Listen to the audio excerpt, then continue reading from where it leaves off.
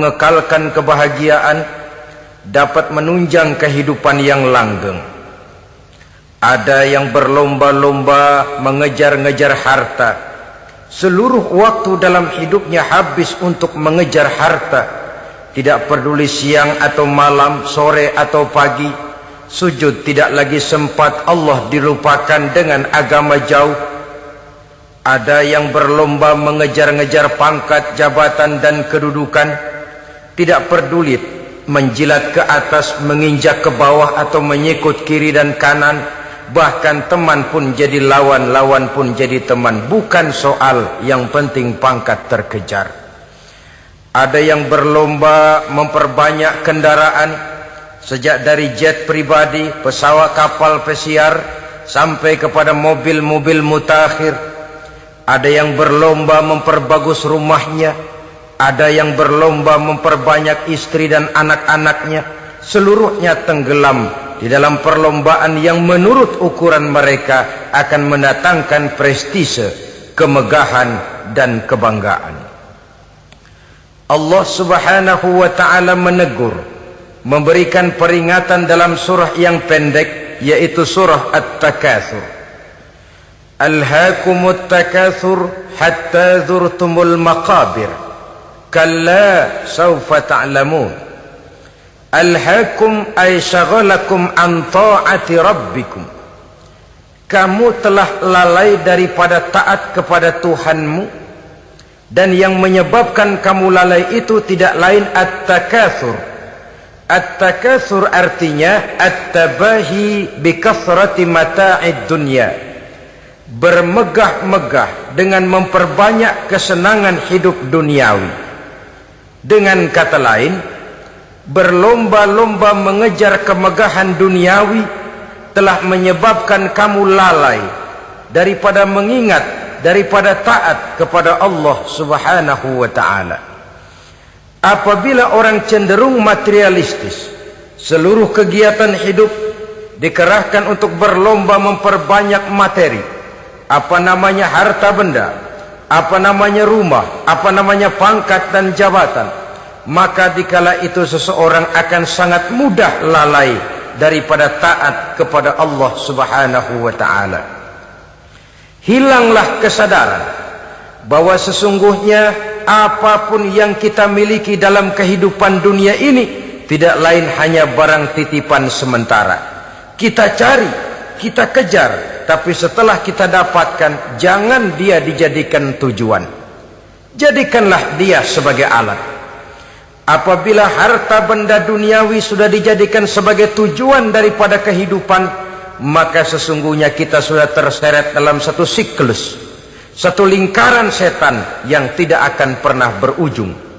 Sebab manusia dalam berhadapan dengan materi duniawi tidak akan pernah mengenal kata cukup, tidak akan pernah mengenal kata puas, dan tidak akan pernah bertemu dengan titik. Selalu koma, selalu kurang, selalu tidak ada cukupnya. Apalagi kalau bicara soal keenakan, kenikmatan, kesenangan, itu cuma sekedar sudut pandang saja. Saudara barangkali kalau menghayal akan berkata, alangkah enaknya jadi menteri, naik mobil empuk ber-AC, kemana-mana disambut. Menteri juga barangkali akan berhayal seperti saudara, alangkah enaknya jadi rakyat biasa, bebas duduk angkat kaki di warteg tanpa ada yang mengamankan, tanpa harus terikat oleh protokol-protokolan, tanpa harus diatur ini dan itu. Jadi perbedaan cuma sudut pandang saja. Mungkin tukang bakso melihat tukang cukur itu enak, sebab kepala siapa saja bisa dipegang. Tapi barangkali juga tukang cukur melihat tukang bakso itu enak, dan begitulah selanjutnya. Keenakan cuma perbedaan sudut pandang. Saudara-saudara kaum muslimin rahimakumullah. Oleh sebab itu agama memberikan kesadaran, seluruh yang kita miliki, yang dititipi oleh Allah dalam kehidupan ini berupa materi keduniaan, hakikatnya adalah alat dan bukan sebagai tujuan. Apabila alat sudah kita jadikan tujuan, kita akan terjebak ke dalam satu perlombaan yang justru akan mencelakakan kita sendiri. Inilah yang saya maksud dengan sirkuit celaka. Perlombaan yang hanya membuat kita jerih, payah, keringat bercucuran, tenaga terkuras, tapi tidak akan pernah sampai ke garis finish. Karena memang tidak ada garis finishnya. Betapapun jauhnya satu perlombaan, dia mesti punya garis finish. Tapi kalau sudah at-takatsur, berlomba bermegah-megah diri, maka barangkali tidak akan pernah ada garis finishnya. Kita akan terseret dalam lingkaran setan, berputar di seputar itu tanpa tahu kapan berhenti dan di mana titiknya. Agamalah yang memberikan kesadaran. Alhaakumut takatsur. Bermegah-megahan telah membuat kamu lalai daripada taat kepada Allah Tuhanmu. Semua sadar bahwa kita diciptakan tidak lain adalah untuk mengabdi kepada Allah. Nilai pengabdian ini sering lentur, nilai pengabdian ini sering luntur, manakala kita sudah berlomba-lomba bermegah-megah dengan materi kehidupan dunia. Islam jelas tidak menganjurkan penganutnya jadi orang miskin. Bahkan Imam Ali karramallahu wajhah pernah mengatakan, kemiskinan bisa menyebabkan kekufuran. Ayat yang pertama turun juga kita tahu, Iqra, baca olehmu. Kan seolah-olah Quran cuma tidak langsung saja bilang, hai orang Islam, kamu jangan jadi bodoh. Kebodohan menimbulkan kemiskinan, kemiskinan mendekatkan kita kepada kekufuran. Jadi miskin sama kufur tetangga. Artinya dalam kondisi miskin, kemudi hati itu mudah terombang-ambing. Oleh sebab itu sering kemiskinan umat Islam ini dimanfaatkan oleh orang-orang lain untuk menyebarkan agamanya. Padahal agama adalah soal keyakinan yang tidak mungkin ditunjang dengan supermi, ditunjang dengan beras, pakaian, obat-obatan, beasiswa. Agama adalah soal keyakinan. Keyakinan adalah soal kebenaran, dan kebenaran itu adalah milik bersama. Tujuan diciptakannya manusia tidak lain adalah untuk melaksanakan ibadah. Kalau orang tenggelam dalam perlombaan memperbanyak harta, mempertinggi kedudukan, memperindah segala macam yang sifatnya duniawi, biasanya itu akan membuat dia lalai dari taatnya kepada Allah Azza wa Jalla. Kadang bukan hanya lalai daripada taat, juga sering terjebak kepada maksiat. Karena kalau pola pandang dan tolok ukur sudah benda duniawi semata-mata, sangat tidak mustahil orang lalu terjebak ke dalam prinsip menghalalkan segala cara. Asal sudah tujuan tercapai, cara apapun halal. Akhirat nomor 18. Nah, bukankah memang barangkali kita sejak kecil sudah dilatih untuk materialistis? Umpamanya kita hanya sering dilatih untuk takut kepada yang konkret-konkret saja, takut kepada yang nyata-nyata saja.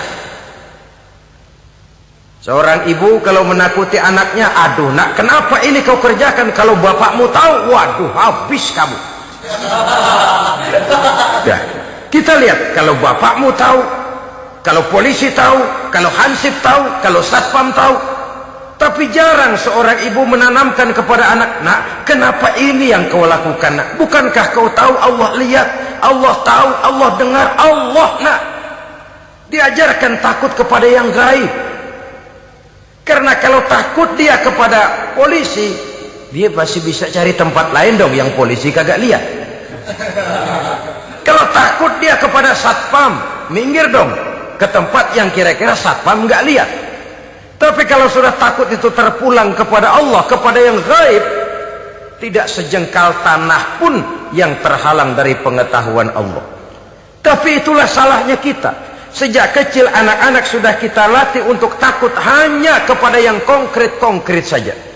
Akibatnya sampai dia besar melembaga dalam kehidupannya. Dia nyolong, kata temannya, kamu nyolong ya? Iya. Kok nyolong sih? Emang? Kenapa nyolong? Biarin.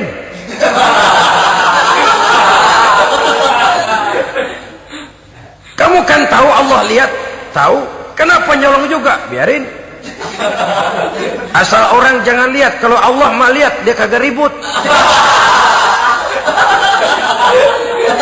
Allah nggak ribut katanya. Nah, ini kan satu refleksi yang timbul daripada kenyataan. Jikalau orang hanya dijejali rasa takut kepada yang konkret-konkret saja, kepada yang zohir-zohir saja, yang akan tumbuh lalu mental kucing, sopan, tenang, kalem, ayem, nggelenggem.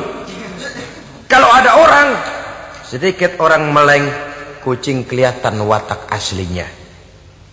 Saudara-saudara kaum muslimin rahimakumullah. Oleh sebab itulah maka agama lewat surah yang kita bicarakan pada pertemuan ini memberikan peringatan. Kala, jangan begitu dong. Kamu boleh mencari dunia, silahkan cari harta yang banyak, cari pangkat yang tinggi, tapi jangan itu membuat kamu lalai daripada taat terhadap Allah subhanahu wa ta'ala. Jangan karena keinginan mendapat harta yang sebanyak-banyaknya lalu melakukan segala macam cara asal tujuan tercapai. Itu sudah membuat kita lalai. Jangan karena ingin mengejar kedudukan yang tinggi lalu jilat atas injak bawah. Nggak mempan jilat, dukun dipakai.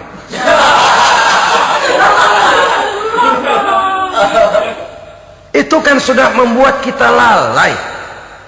Nanti kalau berhasil, wah, dukun kita paten. Tapi kalau gagal, dukun sialan, kagak mantu.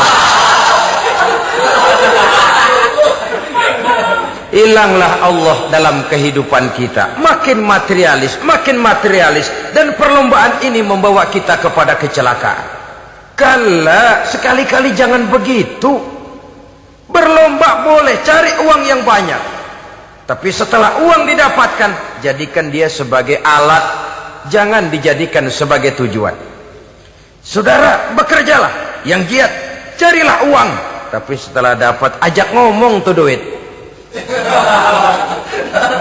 Bagaimana ajak ngomongnya? Gini, duit, setengah mati gue nyari lo duit lo. Sore, pagi, siang, malam, peras keringat, banting tulang kaki, jadi kepala, kepala jadi kaki, nyariin elu duit. Sekarang kamu sudah saya dapatkan, kamu milik saya duit. Karena kamu milik saya, jadilah kamu budak saya. Jangan saya yang jadi budak kamu. Ini idealnya. Kamu harus jadi budak saya, jangan saya yang jadi budak kamu. Nyatanya kan ada orang nyari duit, setelah duitnya banyak dibudakin oleh duit. Dia sendiri tidak bisa merasakan kesenangan daripada duitnya, konon lagi orang lain. Mau ke pasar ngitung 16 kali. Naik bajai 1000. 1000 itu kalau ratusan semua 1000 lembar. Hitung-hitung, mendingan jalan kaki. Jalan kaki, tengah hari bolong, panas, kan dibudakkan oleh uang. Cari karier, kejar pangkat, kejar kedudukan. Setelah ditemukan itu, jadikan dia sebagai alat, jangan dijadikan tujuan. Pangkat kau milikku, karena kau milikku kau harus jadi budakku, jangan aku yang jadi budak kau pangkat. Satu saat dia harus lepas dari kita, jiwa ini lapang. Kenapa? Dahulu pun ketika lahir ke dunia tidak ada pangkat yang kita sandang. Dahulu pun ketika lahir ke dunia tidak ada harta yang kita bawa. Jadi harta itu, pangkat itu, kedudukan itu ada dalam hati, tapi tidak berurat dan berakar.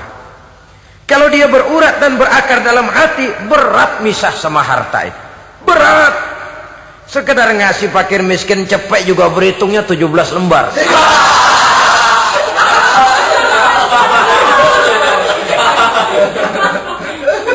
Dengar di kantornya mau ada mutasi, pindah dia dari tempat basah ke tempat kering, baru berita burung udah meriang duluan.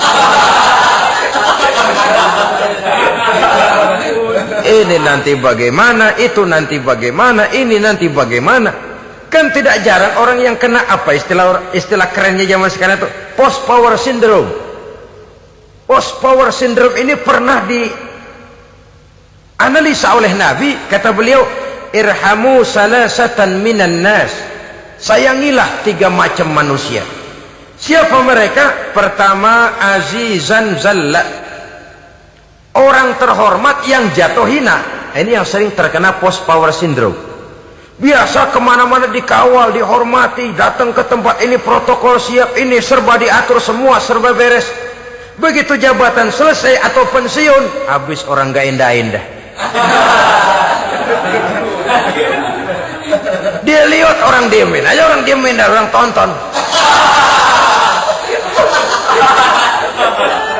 Ini kalau nggak kuat mentalnya, itu kena post power syndrome. Akibatnya ya bisa jantungan, bisa leper, bisa darah tinggi. Ya penyakit-penyakit yang zaman dulu kita nggak kenal. Ini kan makin banyak dokter, makin maju ilmu kedokteran, makin aneh penyakit. Saudara hadirin yang saya hormati, post power syndrome kena apa yang dinamakan frozen emotional attitude. Tidak kuat menghadapi kenyataan. Azizan zalla, orang terhormat yang jatuh hina, itu sangat perlu dikasihani. Yang kedua, ghaniyan qad iftaqara, orang kaya jatuh miskin. Ini juga sama. Biasa hidup apa ada, serba ada, lalu harus hidup apa adanya. Ini kalau kurang-kurang kuat, benar-benar memble ini.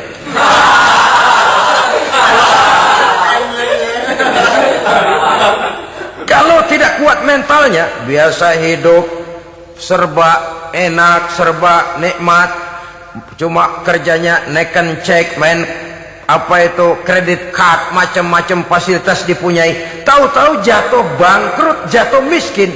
Kalau tidak fondasi agamanya kuat, bisa gantung diri, bisa bunuh diri, bisa frustasi, bisa terkena psikosomatik, tekanan jiwa mempengaruhi faktor biologis. Timbullah tekanan, terjadilah penyakit aneh-aneh. Al-ghaniyan qad iftaqara, orang kaya jatuh miskin, itu perlu dikasihani.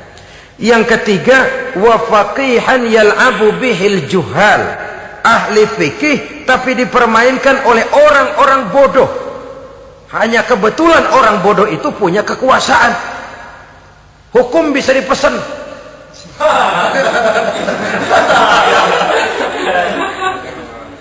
Aturannya haram, Ustaz, ada haram dikit aja dah.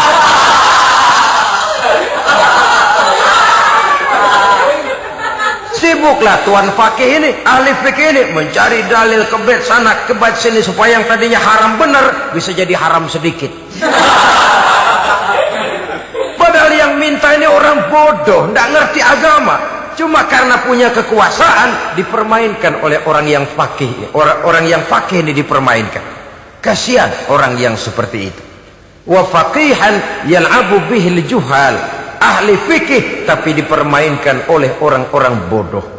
Akibatnya karismanya hilang, wibawanya lenyap. Dia menyangka bahwa dengan mengharam-haram sedikit-sedikit itu dia bisa mendapat keuntungan yang berganda-ganda, padahal akibatnya itu hanya akan membawa kecelakaan saja. Allah peringatkan benar, kala, sekali-kali jangan begitu. Cari uang yang banyak silahkan, ngejar kedudukan yang bagus boleh, bikin rumah yang hebat silahkan, ada kendaraan bagus silahkan, tapi jangan sampai kamu terjebak kepada sirkuit celakai, perlombaan yang tidak ada garis finishnya. Sering dicontohkan orang menghayal, melamun.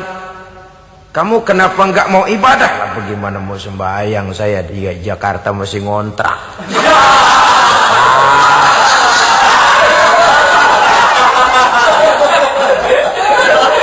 Bingung, tiap akhir tahun kontrakan habis. Kalau punya rumah sendiri walaupun kecil-kecilan, tenanglah saya ibadah. Baiklah, oleh Allah diberikan rezeki, bisa bikin rumah walaupun kecil-kecilan. Sudah punya rumah sendiri, belum juga ibadah, apalagi mulur lagi. Habis bagaimana mau sembahyang, rumah kecil banget, pinggir kali, asal hujan bocor ya.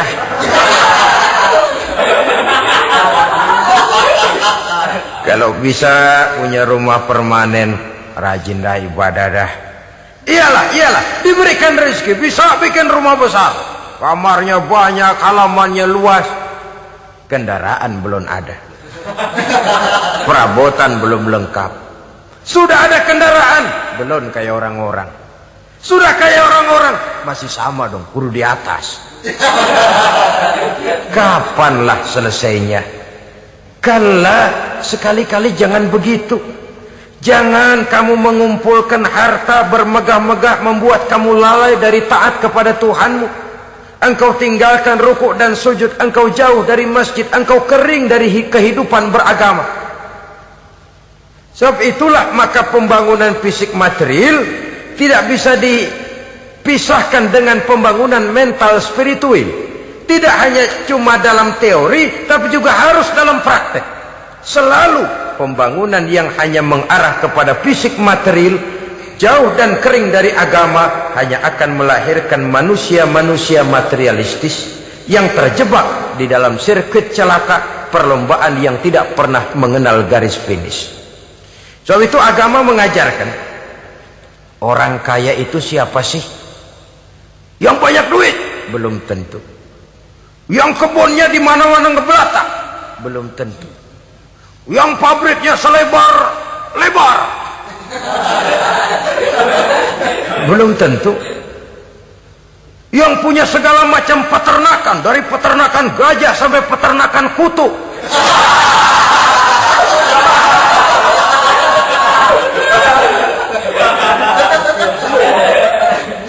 Belum tentu.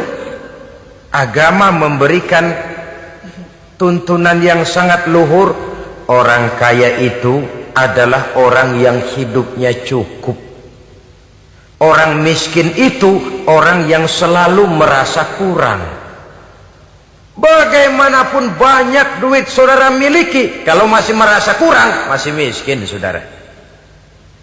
Saya punya uang 1.000 rupiah, Anda punya uang 1 juta rupiah. Mungkin saya lebih kaya dengan uang yang 1.000 ketimbang Anda 1 juta. Kenapa? Dalam tangan saya uang 1.000 besar, artinya sesuai dengan kebutuhan saya. Tapi di tangan Anda uang 1 juta, kebutuhan Anda lebih besar daripada itu lagi. Maka agama mengajarkan sifat qanaah, merasa cukup, dan itulah sumber kekayaan yang hakiki. Orang kaya adalah orang yang hidupnya cukup. Kalla saufa ta'lamun, jangan begitu, nanti kamu akan tahu. Summa kalla saufa ta'lamun, jangan sekali-kali begitu, suatu saat kamu pasti akan tahu. Kalla law ta'lamuna ilmal yaqin thumma latarawunnaha 'ainal yaqin thumma latus'alunna yawma idzin 'anin na'im. Nah, kapan perlombaan ini akan menyadarkan orang? Biasanya hatta zurtumul maqabir, sampai kamu dekat ke liang kubur. Itu biasanya kalau istilah orang sekarang baru ngeh. Asal sudah napas sampai tenggorokan disambung dengan selang, sudah Senin Kemis dibantu dengan alat picu jantung, gerak gerak gerak gerak, sudah kayak orang mau gergaji kayu. Dikala itu barulah sadar orang biasanya. Dan kesadaran semacam itu kesadaran yang terlambat, kesadaran ala Fir'aun. Fir'aun selagi hidup diajak beriman dan nehi aja.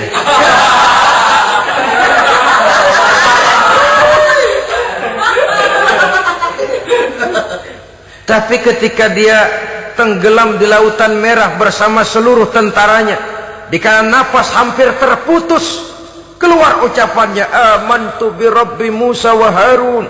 Aduh, kalau begini mah saya juga percaya kepada Tuhannya Musa dan Harun. Saya beriman kepada Allah. Lagi timbul tenggelam mau sekarat baru beriman.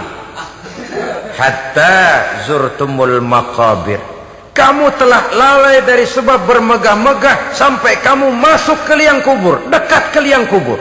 Kalimat zurtum di sini menjelaskan bahwa kubur itu tidak selamanya. Zurtum itu dari kalimat zaro ya zuru, berziarah. Orang berziarah kan sebentar. Ke kubur itu sama dengan berziarah kita di situ. Sebentar, tidak akan selamanya, tidak akan kekal dalam kubur.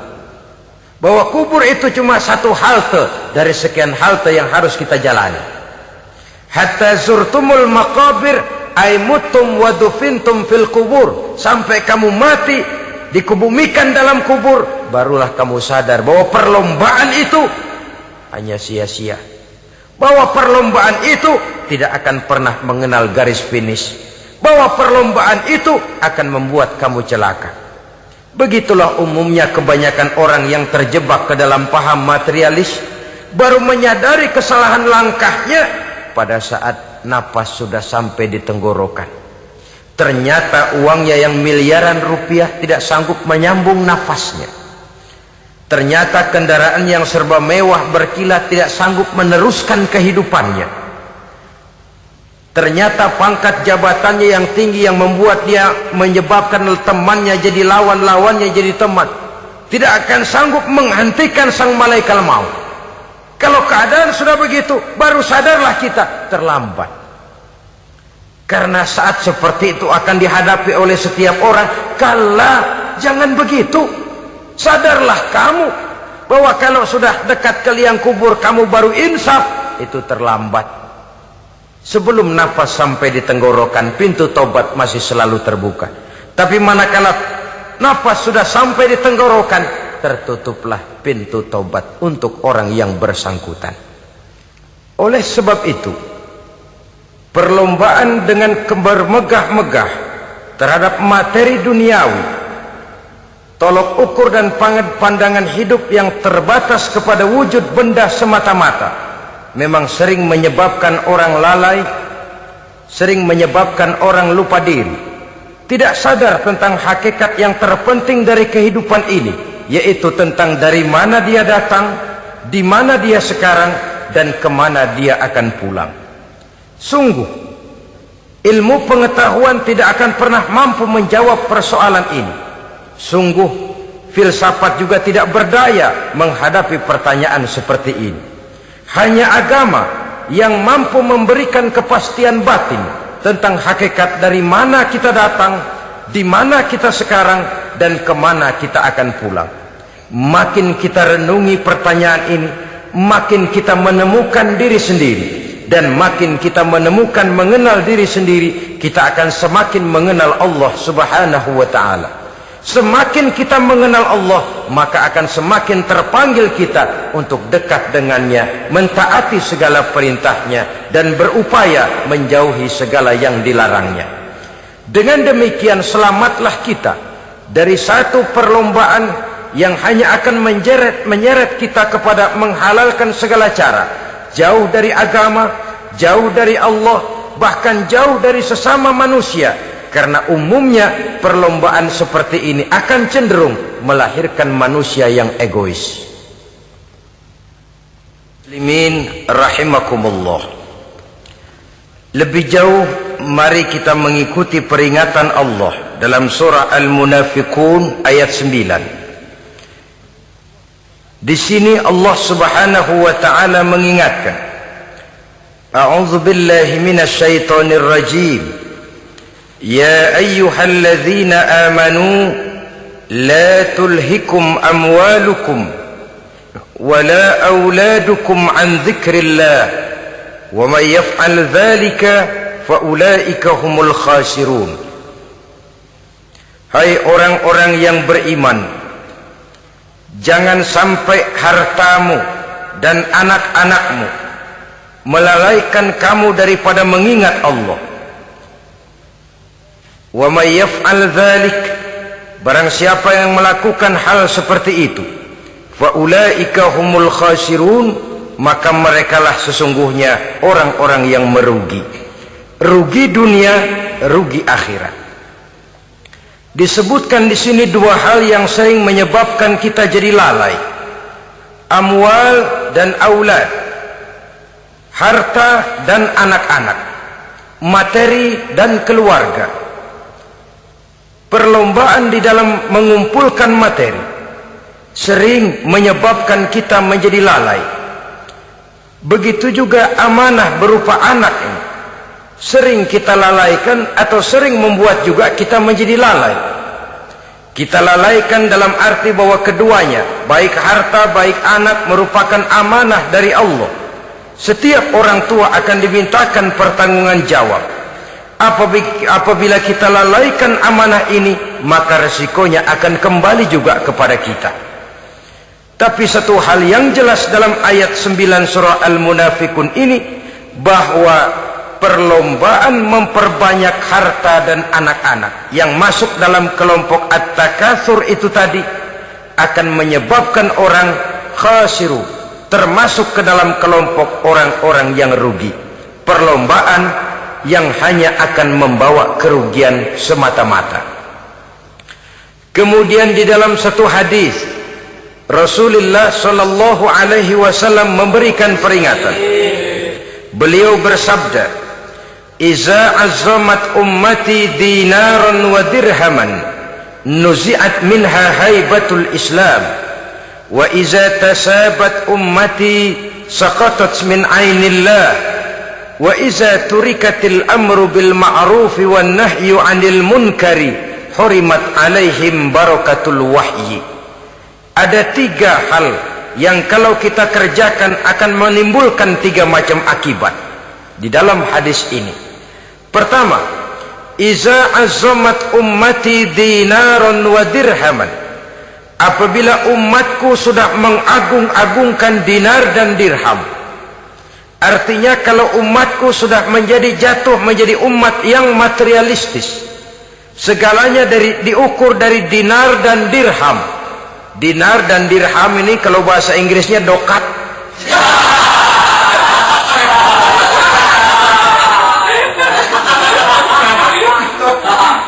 Segalanya diukur dari segi dinar dan dirham saja.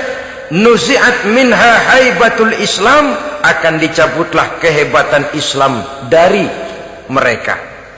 Memang ada kalanya kita berkata bahwa tanpa uang kita tidak bisa berbuat apa-apa. Tapi kalau itu dijadikan landasan dari segala sesuatu, itu yang dijadikan ukuran, itu yang dijadikan tujuan, kita hakikatnya sudah gagal sebelum melangkah. Apapun saja profesi kita, apabila sudah menjadi pendewa dinar dan dirham, akan hilanglah kehebatan Islam, akan dicabut kehebatan Islam itu. Umat Islam bisa dibeli, ulama bisa dikontrak, kiai bisa dicarter. Saudara hadirin ma'asyiral muslimin rahimakumullah, apabila umatku sudah membesar-besarkan dinar dan dirham, bermegah-megah dengan itu, berlomba-lomba memperbanyak itu yang menjadi tujuan dan tolok ukur dari segala kegiatan, nuzi'at minha haibatul Islam, akan dicabutlah kehebatan Islam. Hilang itu wibawa. Walaupun dia bernama umat mayoritas dalam jumlah, tetapi dia minoritas dalam peranan. Mayoritas dalam bilangan, tapi minoritas dalam percaturan kegiatan hidup ini. Kita ingat di zaman pengembangan Islam di masa Rasulullah sallallahu alaihi wasallam, mereka berlomba-lomba mengorbankan dinar dan dirhamnya untuk kepentingan agama, bukan mengorbankan kepentingan agama untuk mencari dinar dan dirham. Kita di zaman sekarang sering terjadi penjungkiran nilai, terbalik yang kita amalkan. Nabi Ibrahim mengorbankan putranya Ismail untuk kepentingan agama. Kita sering sekarang ini mengorbankan kepentingan agama untuk anak-anak kita. Dulu anaknya yang dikorbankan buat agama, sekarang agamanya dikorbankan buat anak. Dulu dinar dan dirham dibelanjakan untuk menopang agama, sekarang agama dijadikan alat untuk mencari dinar dan dirham. Saudara-saudara kaum muslimin rahimakumullah, memang apabila dinar dan dirham digunakan untuk penyangga perjuangan, itulah idealnya. Saya katakan tadi, dinar, dirham, uang, dunia cuma sekedar alat, bukan sekedar tujuan.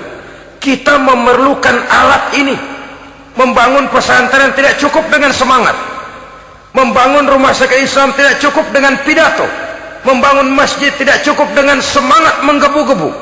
Kita perlu semen, kita perlu pasir, kita perlu batu kali, kita perlu besi, dan itu semua beli. Tidak turun dari langit seperti turunnya embun di waktu pagi. Tidak mungkin rumah sakit Islam muncul ke permukaan hanya dengan simsalabim abracadabra.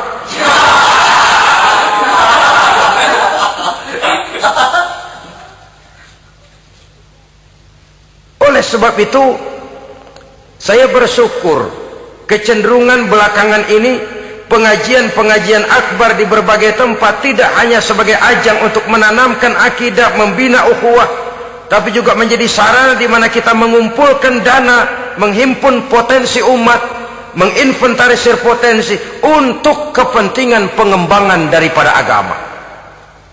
Meskipun ada satu dua orang yang salah paham tentang ini, sampai kemudian saya mendapat satu merek yang cukup tidak enak untuk didengar, mengkomersilkan pengajian katanya, karena memang ada pengajian yang menggunakan sistem karcis, sebenarnya juga tidak etis. Undangan berikut infak yang seluruh hasilnya digunakan buat kepentingan agama, apakah itu rumah sakit, apakah itu madrasah, apakah itu masjid, dan 1 sen pun saya tidak menuntut bagian dari itu.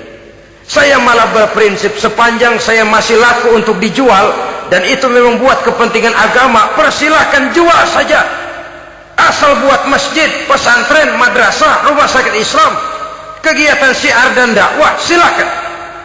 Tapi kalau sudah dijual buat kepentingan pribadi, memperkaya diri sendiri, tentunya dunia akhirat sulit untuk ridho kepada tingkah laku yang semacam itu. Kita memerlukan dana, umat di daerah membangun memerlukan dana, dan dana itu tidak hanya datang begitu saja.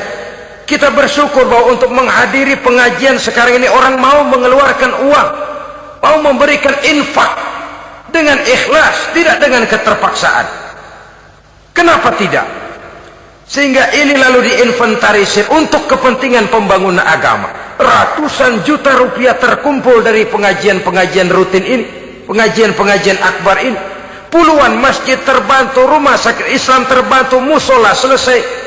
Ya walaupun tidak lalu semuanya beres, tapi gemaknya itu sudah cukup menyentuh untuk menyadarkan orang bahwa harta baru kekal kalau dia sudah dibelanjakan di jalan Allah. Nah, yang celaka kalau dinar dan dirham itu yang dijadikan tujuan. Mengadakan pengajian semata-mata untuk cari uang, uangnya buat kantongnya dewe. Itu yang membuat dicabutnya kehebatan Islam itu. Segalanya diukur dari sudut itu. Sehingga ketika seseorang datang bertanya tentang hal-hal yang berkaitan dengan ini, maka hal semacam ini sesungguhnya satu nikmat yang perlu kita syukuri sepanjang menginventarisir potensi umat benar-benar digunakan buat kepentingan daripada agama kita. Jadi peringatan tegas dari Nabi ini, iza azumat ummati dinaron wa dirhaman nuzi'at minha haibatul Islam. Apabila umatku sudah mengagung-agungkan dinar dan dirham, maka akan dicabutlah kehebatan Islam dari tengah-tengah mereka.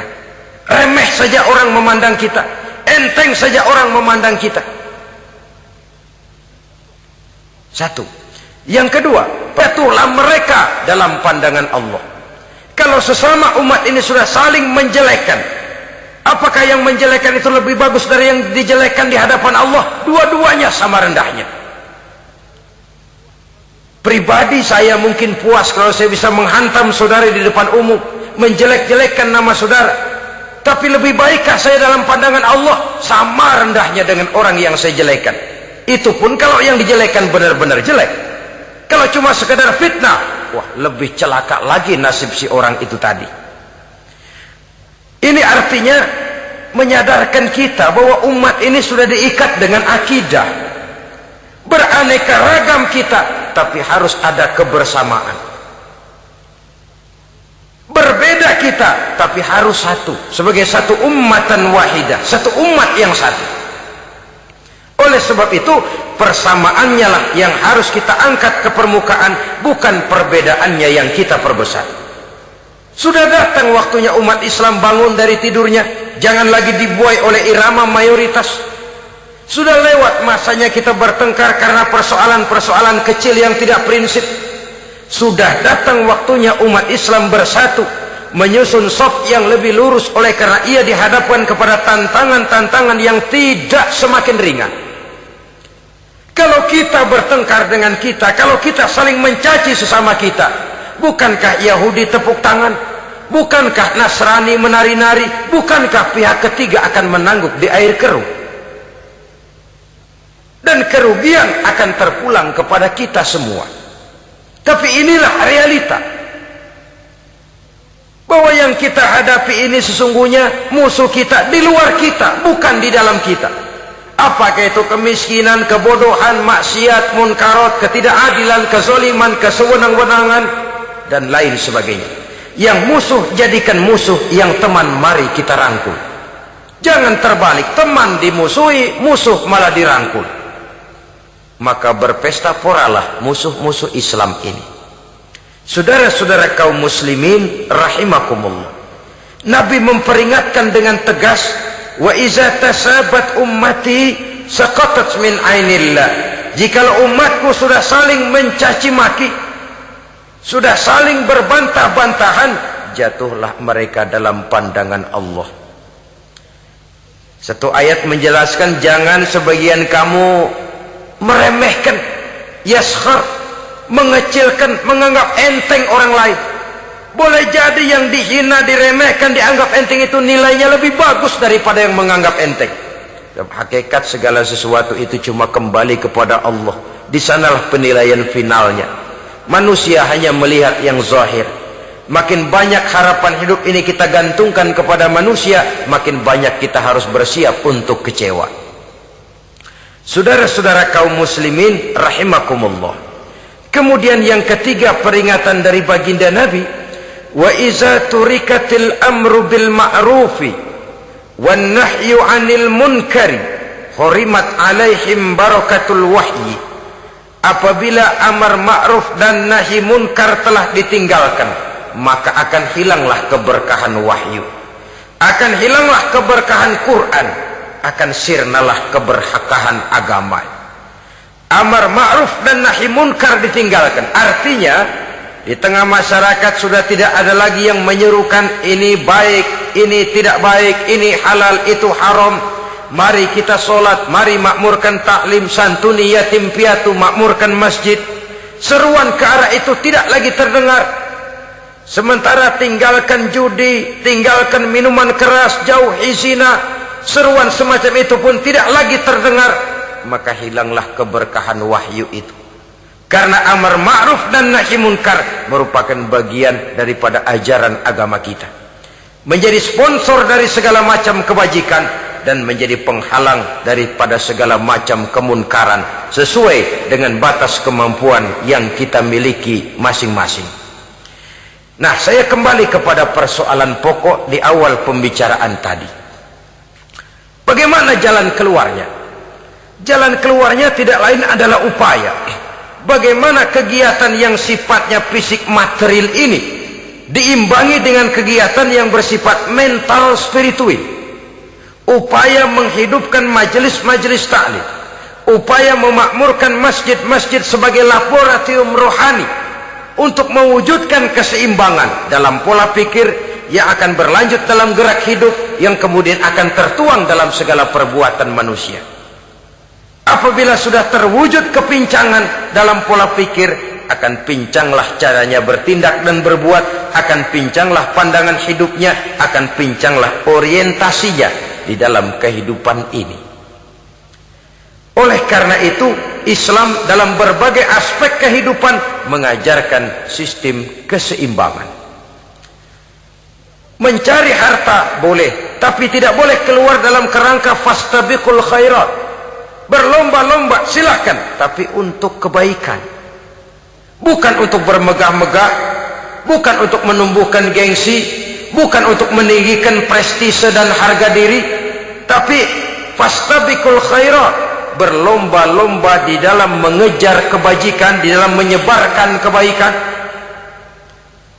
Bukan sekedar berlomba-lomba, tapi tolong menolong, bantu membantu. Ta'awanu 'alal birri wat taqwa wa la ta'awanu 'alal ismi wal udwan. Bertolong-tolonganlah kamu di dalam kebaikan dan takwa, jangan bertolong-tolongan di dalam perbuatan dosa dan permusuhan. Kerjasama di dalam kebaikan, kerjasama di dalam ketakwaan.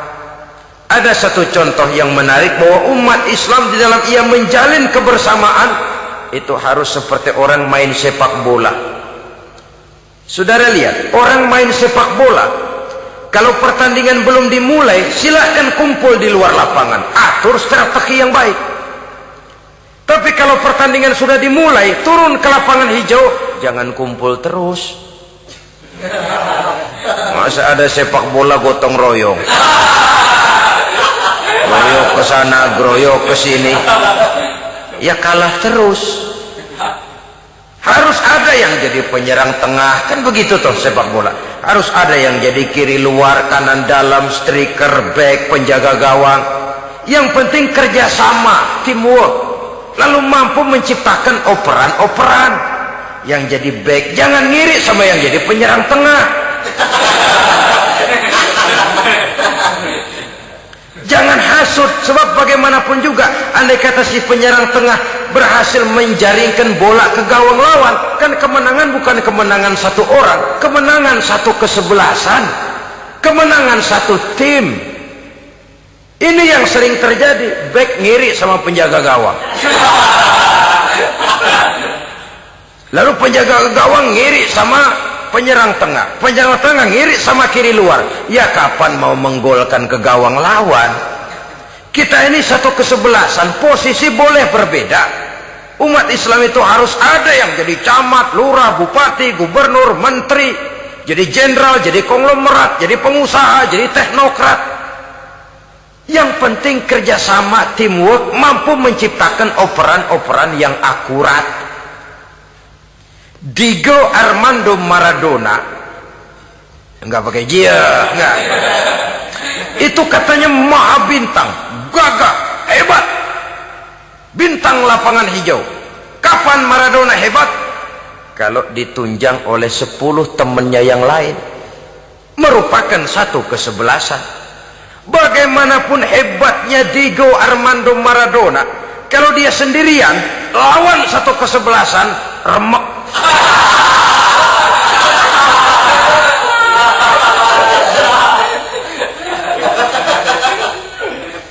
Dia hebat, dia jenius, dia maha bintang karena dapat operan dari teman-temannya. Bukan jegalan, operan. Jadi oleh sebab itu bagaimana kita menciptakan operan-operan akurat yang akan melahirkan kebersamaan di tengah-tengah umat. Artinya satu contoh saja, misalnya seorang pengusaha besar, oleh karena kesibukannya di dunia bisnis, tidak perlu jadi ketua pembangunan musola.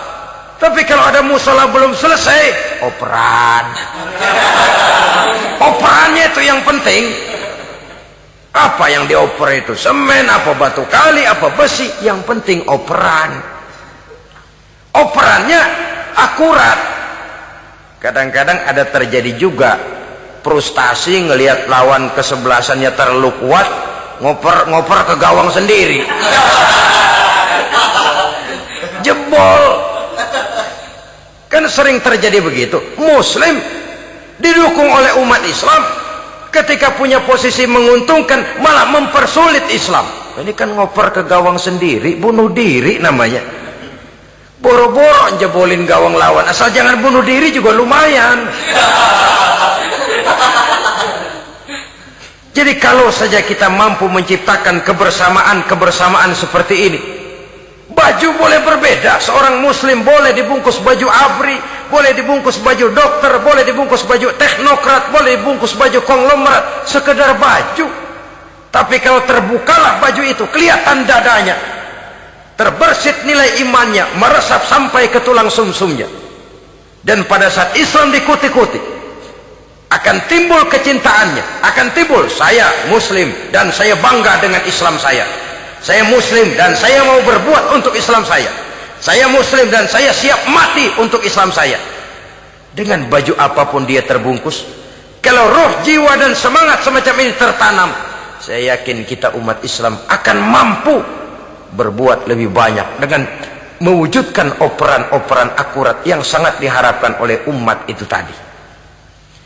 Oleh sebab itu, saudara-saudara kaum muslimin rahimakumullah, baju boleh berbeda, bendera boleh beraneka warna, tapi jikalau bernama muslim, persamaannya yang dicari, jangan perbedaannya yang diperbesar.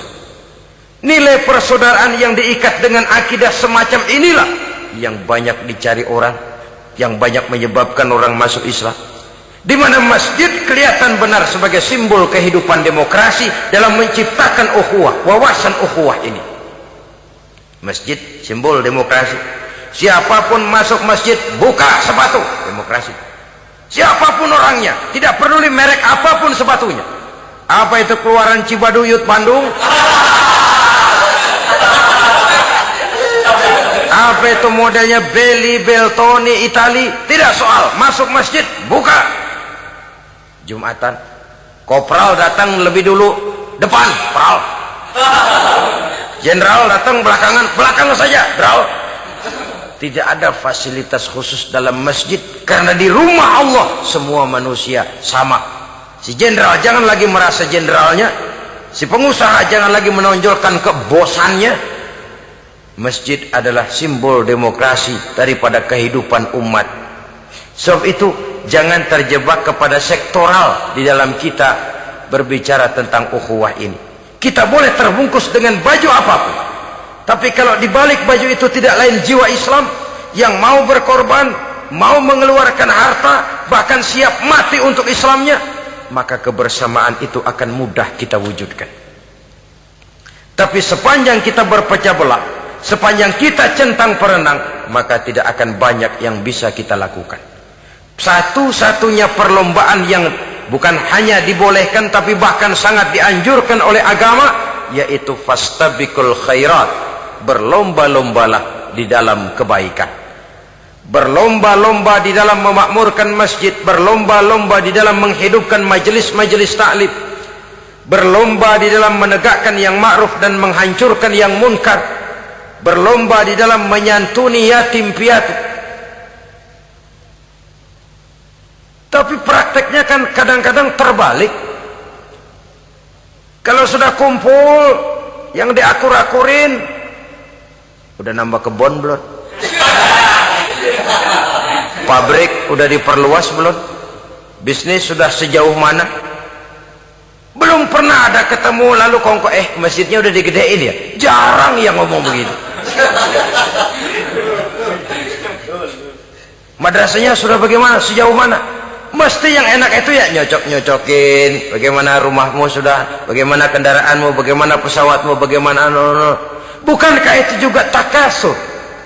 Dari obrolan kan nanti yang belum kan timbul panasnya. Gile dia udah beli gituan, gue belum. Timbul panasnya, lalu berusaha, berlomba lagi, bersaing lagi, berlomba lagi, bersaing lagi. Walaupun persaingan perlu, karena tanpa persaingan orang jarang mikir. Hidup itu kalau nggak ada tantangan kan tidur kita. Orang hidup smooth gitu ya, jalan tenang, setenang ya nggak maju orang itu.